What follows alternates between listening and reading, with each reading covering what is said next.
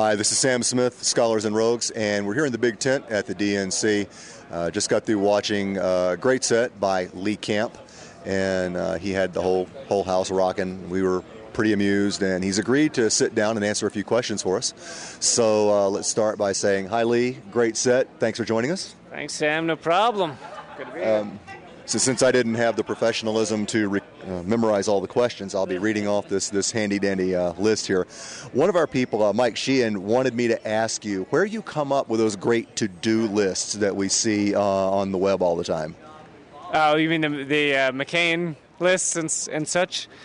God, it's tough to say. Sometimes I just have one hit me, and sometimes it has to do with a current news story. Like actually, before I found out McCain had 7 houses, and this is before he said, I don't know how many I have. So 2 days before, I was like, he has 7 houses? I was like, I bet you he forgets where his houses are. And so I did a quote-unquote leaked list of his stuff to remind himself of what he has. And so it said, 7 houses, 18 grandchildren, all this stuff. 2 days later, Politico's like, he forgets how many houses he has. And I was like, I predicted that he would forget how many houses he had. So not only are you a comedian, you're a psychic. Yes, I'm very prescient when it comes to McCain's memory. It must be nice to have that kind of material. I was wondering, your brand, your whole shtick is pretty much progressive political comedian. And I'm wondering if Obama wins and if you do get a Democratic sweep of both houses and the Democrats, march triumphantly into Washington, what effect is that going to have on your job? Is that going to make things tougher for you? Well, here's the thing. It certainly makes things a little harder. However, obviously, it's well worth it. I'd prefer, 1 million people don't die in Iraq. If I can exchange that for, my jokes, the facility of how my jokes are written, I'll do it.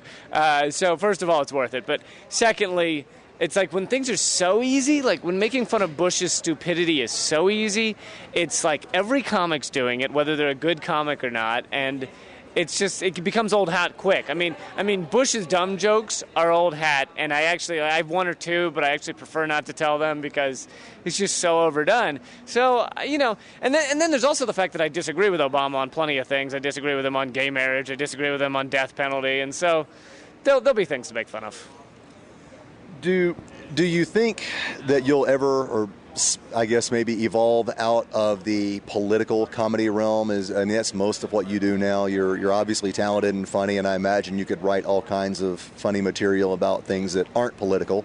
Do you see yourself as always being a political comedian, or do you think maybe someday you'll have a sitcom or you'll replace David Letterman and be more generally focused? How do you think that's going to go? I don't know. I can't really envision myself ever having a sitcom. But if they were to want to have a sitcom that had my point of view, then sure, I'd consider it. But in general, I think it'd be very hard for me to be a comedian or even be a comedic actor that without putting out my point of view, without, it's not just that I want to. It's not just that I want to influence people who are maybe in the middle or something like that, but it's also that it's where the soul of my comedy comes from. It's where, the truth is an audience can tell when you're saying something that you kind of believe and you're saying something that you really believe. And so I think hopefully, I don't know, maybe I'll sell out one day. But right now I think I'm going to stick to saying things I believe, and it truly has a soul to it, Selling out would pay the bills better, maybe. Oh, it definitely would. I'm sure if I had 48 appearances on Fox News as opposed to the one in which I slashed and burned any connection with Fox News, probably helped my career, but not worth it. Well, since you mentioned Fox News, we have a reader-submitted question that I've been asked to put your way. Your Fox News interview was roundly condemned for its vicious attack on one of the world's leading news gathering and reporting organizations. How do you feel now about your adolescent fit of pique? Oh, so Karl Rove is a reader of your blog. I had no idea. Widely condemned. I think I got like 10 hate emails, maybe 20. I got hundreds of support emails. So I don't know about widely condemned.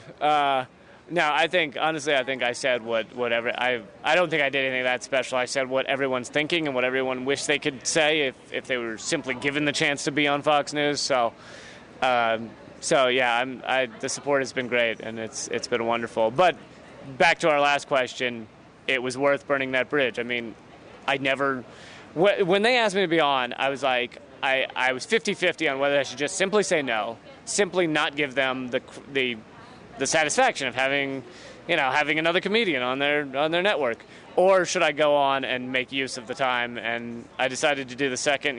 The latter. Maybe people disagree with that on the left, some of them, but in general, I think it was the right decision, and I think it was the right decision to never speak with them again. So.